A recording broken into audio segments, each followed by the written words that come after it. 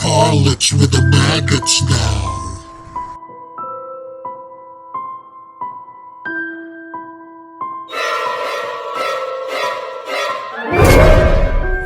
Here is my custom Scarlet Evil Dead Rise. Mods included rooted hair, cut open her mouth area for a grin, hollowed out her stomach and carved her innards.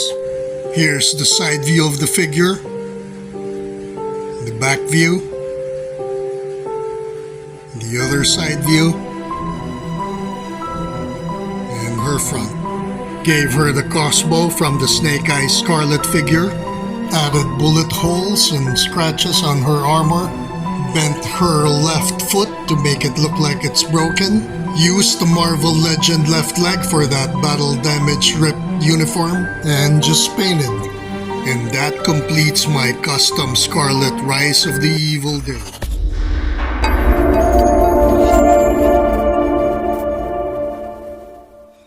Received the package from TopFun RetroToys 3D. And we're gonna review the contents.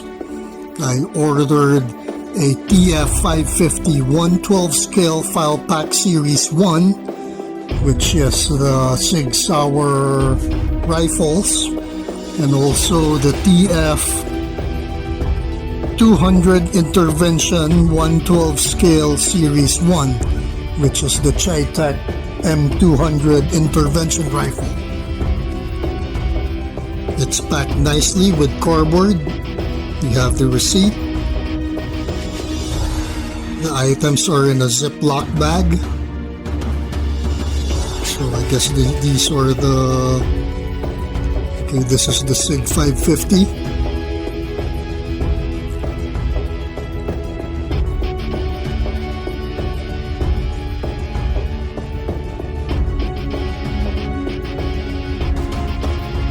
And one of the 550 rifle with a suppressor.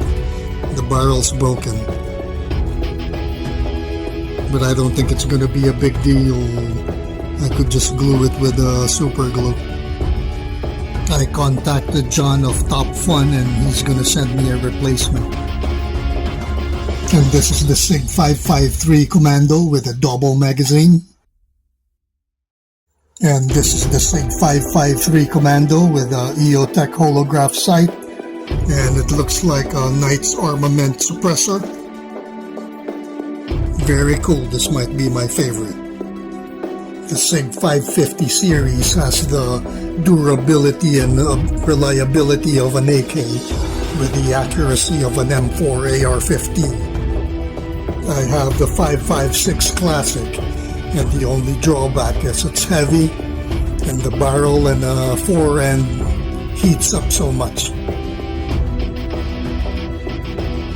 And this is the Sig 551 carbine, iron sights, and it looks like it has a Surefire SOCOM flash hider suppressor mount. And I believe this is the Sig 550. Rear and front iron sights, flash hider same from Surefire. It's designed to quickly put in a suppressor. And this is the 553 with the Elkan scope that had the broken barrel. I contacted John from TopFun and he's sending me a replacement. I've had great conversation with John and I'm pretty sure I'll be taken care of, so I'll be purchasing more from him. And next is the TF2000 intervention, which is the Chi-Tech M200 intervention. The magazine carries 7 rounds, fluted barrel, muzzle brake, and spiral cuts on the bolt, so at freezing temperatures the action won't stick. The suppressor is removable. It fits nicely on the muzzle brake. Ranked the #1 military sniper by Military Channel. It delivers sub-minute of angle accuracy combined with the ability to engage targets of 2,500 meters and beyond. This platform delivers greater range and accuracy with less bullet drop and drift than any other weapon in the world. And that completes my review of the TopFun RetroToys 3D Chi-Tech M200 and the Sig Sauer 550 series.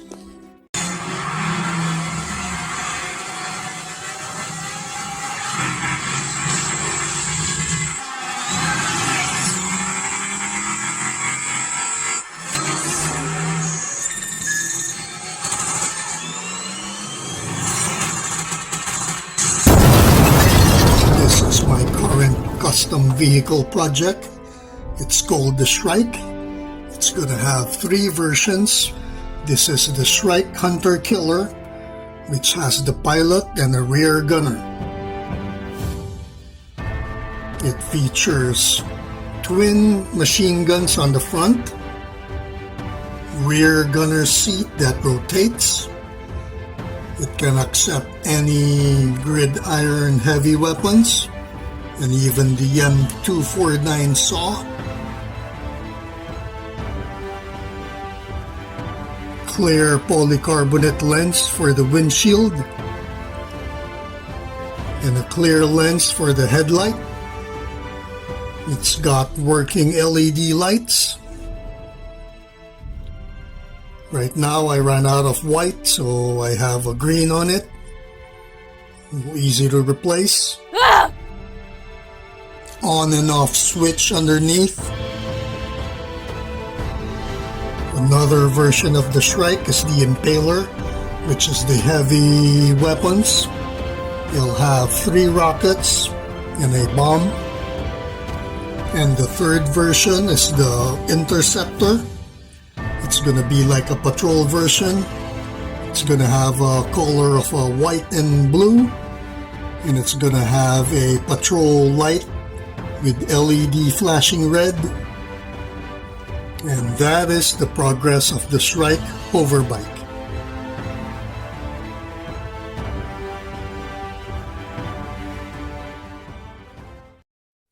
And we have another package from TopFun RetroToys 3D. This is a new offering from them. Check out their website. I'll put the link below.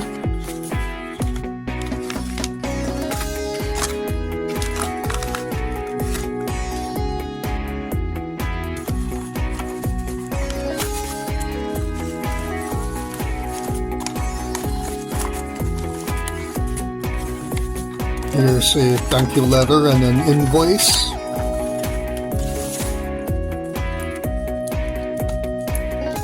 The weapons are packed in a Ziploc bag taped to the cardboard. Let's take a look at the Steyr AUG A1. It's got the integrally mounted scope that you can see from the Die Hard movies. The scaling is perfect.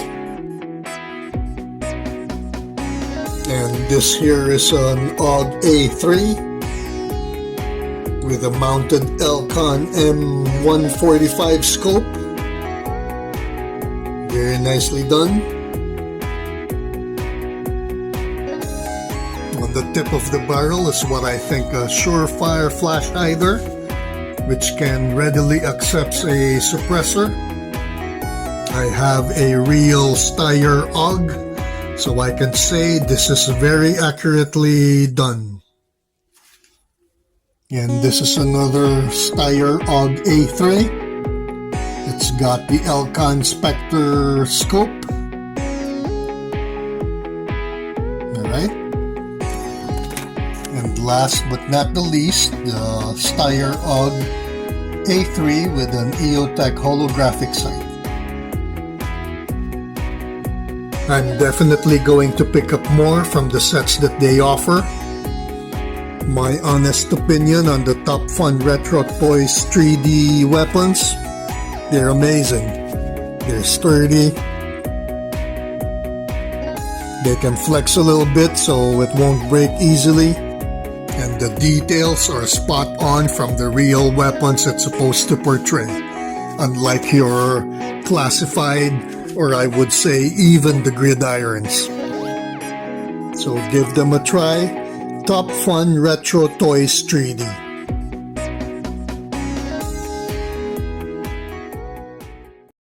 It's time for Macros's DIY tutorials. Follow me!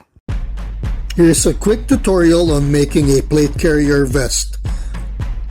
Shout out to I'm a Big Kid Now from one of my Facebook G.I. Joe group.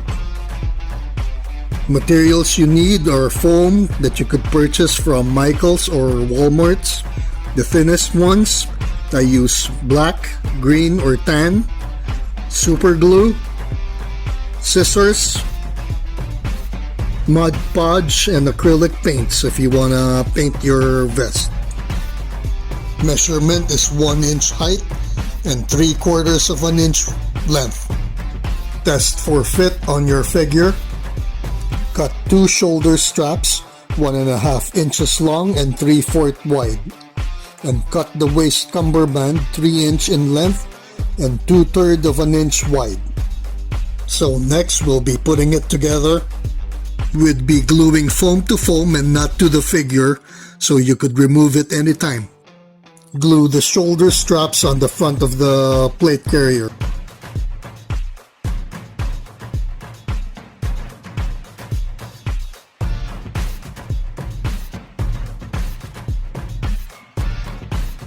Then we'll be gluing the waist cummerbund on one side of the vest.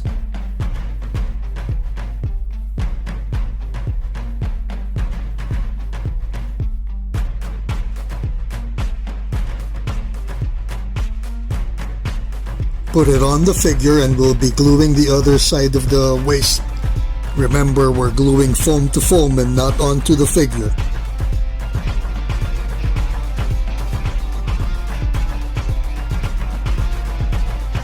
And next we'll glue the back part of the vest.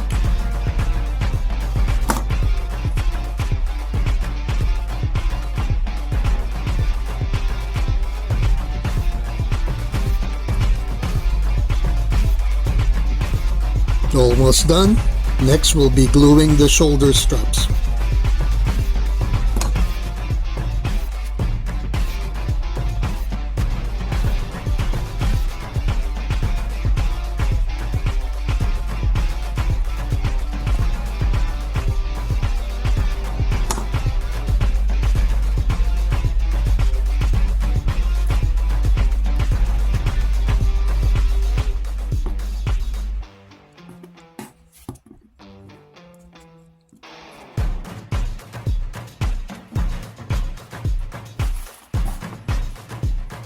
And then you could add on later your molded pouches, magazine pouches, your camel back,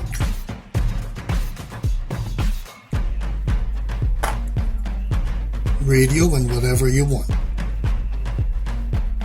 And then if you want to paint it, use Mod Podge mixed with your paint, and you could paint whatever color you want. Very simple. And here are examples of the finished vests. We have Duke here with removable magazine pouches and a molded hydration pack on his back. Lady J with just a simple bullet resistant vest. The Sarge has a base of a foam vest with molded straps and magazine pouches. Shooter Jody with a foam vest, hydration pack on the back. You can also use foam for groin armor or neck pieces, like I have here, a GSG9 operator and a custom shockwave. And that completes the tutorial of making a foam bullet resistant armor. Here are my Cobra ICE Viper sniper team. I made their ghillie suits with white and green-gray cloth, frayed to look like burlap strips.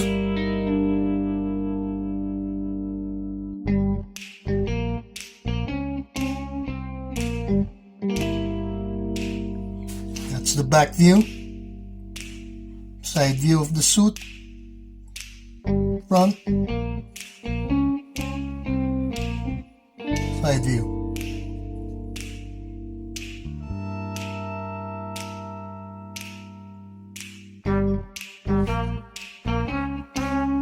Can remove the hood.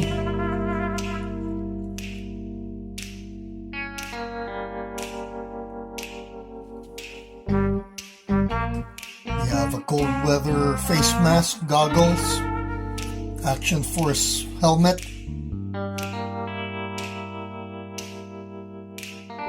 Snow Jobs fur collar that I molded and made copies of. He's got a bullet resistant vest with a Cobra insignia. He's armed with the Fabrique Nationale Evolis saw machine gun. Added a white sling.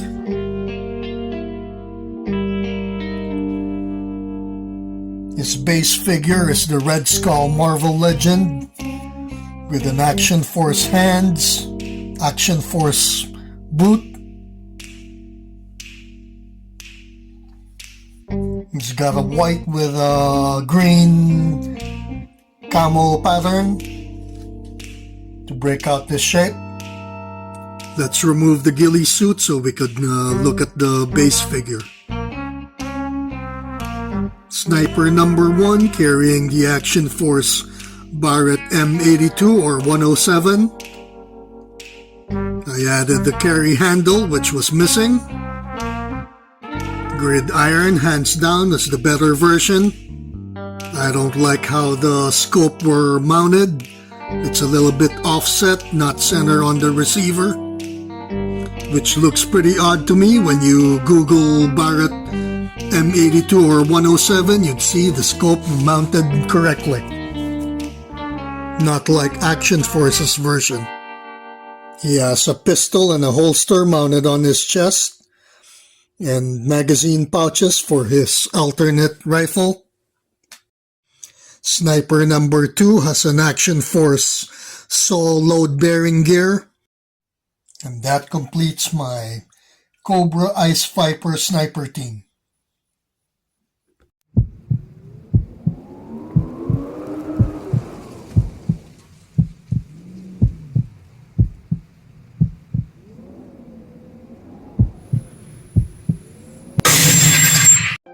Here is my custom Toshiro Tosho Hayabusa.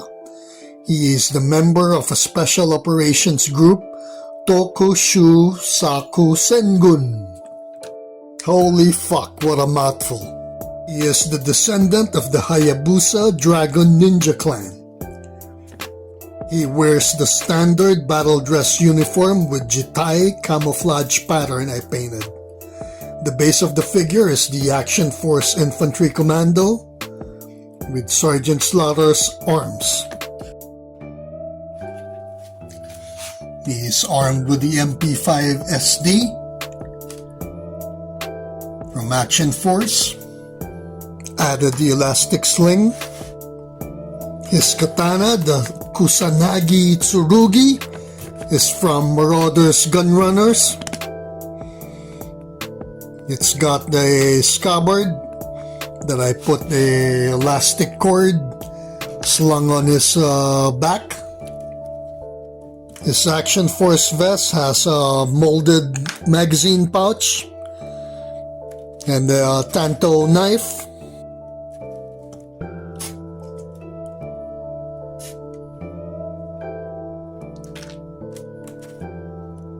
Nice.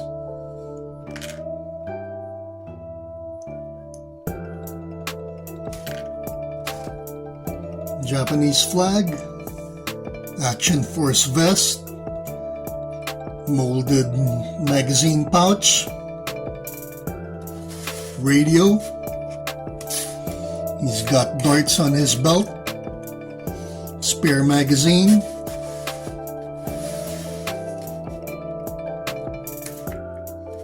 suppressor and pistol. He wears the trademark Hyabusa gauntlet and shin guards. It has elastic straps to hold it in place.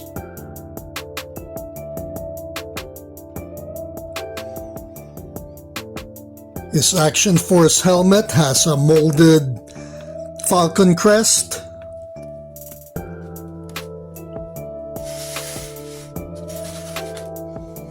On his back, he carries a nunchucks.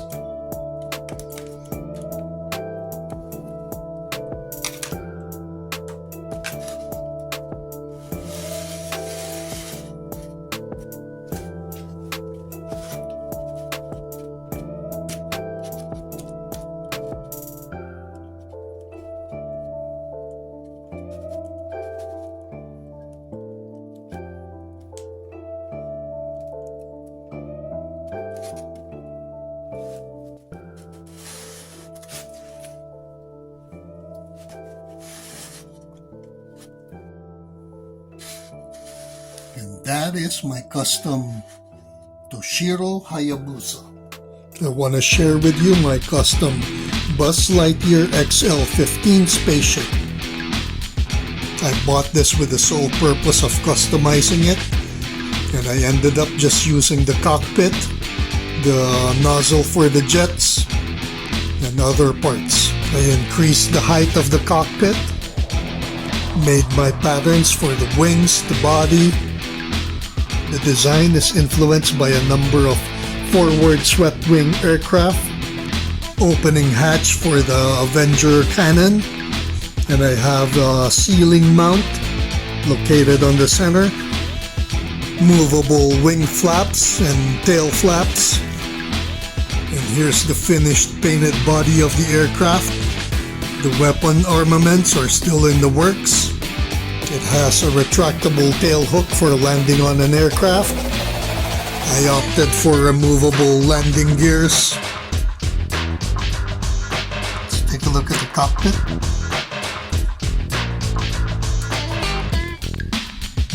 Put in an Action Force figure. Let's see how well it sits.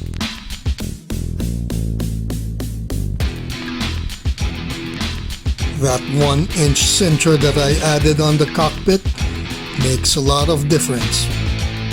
He sits naturally and with more headroom. And that concludes my Conquest X-35 forward swept wing fighter.